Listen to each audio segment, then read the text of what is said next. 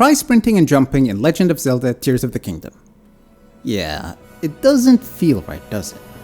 I've been playing Tears of the Kingdom all week, and man, as soon as I picked up the controller I was super happy because it means we yet again get to talk about one of the most overlooked aspects of game development, input design.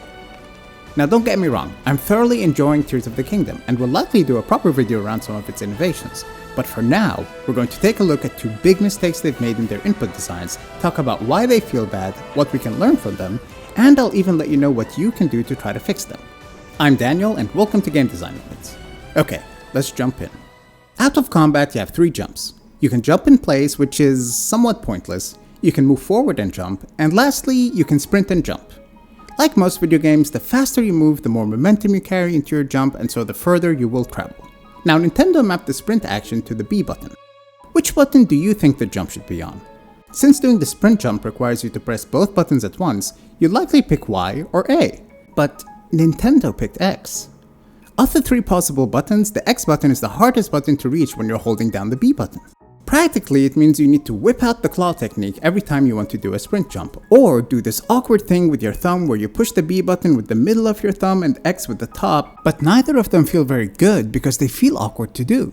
Look, when I first noticed this issue, I just couldn't believe it.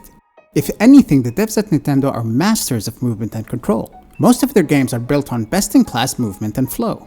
I just couldn't believe that they'd let something like this slip, so I thought about it some more and discovered something else. What if I told you that there's a third way to sprint and jump without having to deal with these awkward finger positions? So here's the thing. If you press and hold B to sprint, then release B and quickly press X, Link will do a sprint jump. This makes total sense because Nintendo indexes heavily on simplicity of control. So why did a lot of us not think of that? Well, before we talk about why, let's talk about the second issue. Now the second input issue worth mentioning reveals itself when you get on a horse. Like Link, you can command your horse to gallop. Now if you were a designer at Nintendo, knowing these are the mappings so far for Link, what button would you put the horse gallop on? Now you might be thinking, well, B clearly, right? Use the same button the player learned to press to force Link to run, and you'd be right. But Nintendo went with A.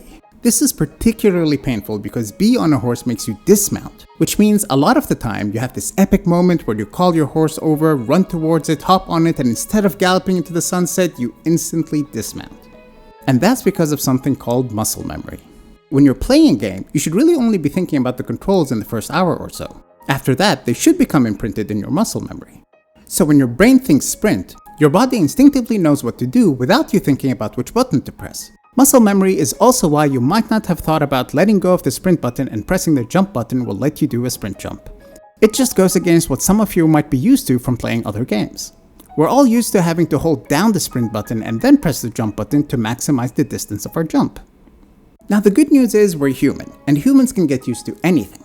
So really, all this just means you'll need longer to get used to the controls in Tears of the Kingdom, and you'll occasionally fumble some controls. But good input design gets you into that muscle memory state as quickly as possible, and never breaks it. Which is why these 2 cases are worth calling out so we can learn from them. Make common, important commands require easy inputs, and try to keep your bindings consistent across your game. Now, what can you do to fix this? Well, there is one thing you could try, but it isn't great. Unfortunately, right now Tears of the Kingdom doesn't let you rebind the mappings. They let you swap the X and B button, but well, that won't solve anything. Instead, what you can try to do is go into your Switch settings, controllers, and rebind commands yourself. I've honestly found that the least destructive way to fix this is to map the sprint action to the L3 button and move crouching, which used to be on L3, to somewhere else like maybe R3. The bad news is, this only solves the problem when you're controlling Link. The horse issue sadly remains. But give it a shot, see if that helps. You can also save this binding onto a profile and switch things back to normal if you want to play a different game. Now the more interesting question is, if you were a designer at Nintendo and you were put in charge of fixing this mapping issue, what would you do? Personally, I'd put sprinting on A and jump on B. This will solve all the issues since A and B are close to each other, and it makes the sprinting consistent between Link and the horse. But what would you do? Leave a comment below and let me know what you think. Another thing proven to improve your skills as a game designer is subscribing to this channel and liking this video. But in all seriousness, thank you so much for watching these videos, gamers. I appreciate you all, and we'll see you again next time.